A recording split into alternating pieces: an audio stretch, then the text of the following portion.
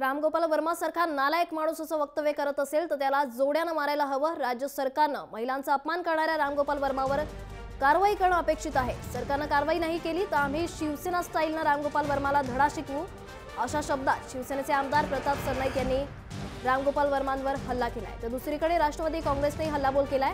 रामगोपाल वर्मानं माफी मागितली नाही तर त्याला चपलांचा मार खावा लागेल, अशा शब्दात आमदार विद्यात चव्हाण यांनी हल्लाबोल केलाय। तर रामगोपाल वर्माला तात्काळ अटक करण्याची मागणी राष्ट्रवादीचे प्रवक्ते नवाब मलिक यांनी केली।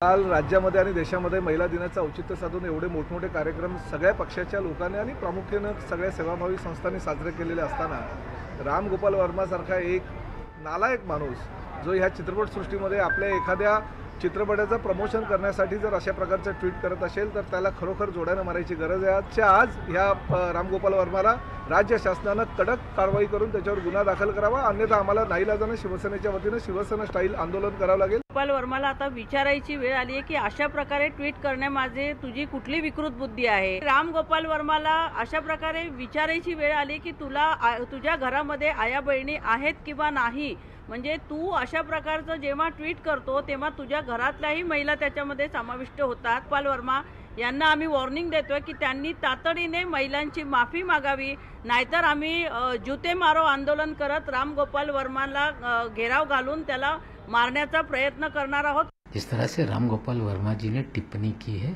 अभद्र टिप्पणी है, हमें लगता है कि उनकी गंदी सोच की वजह से इस तरह की चीजें उन्होंने कही है।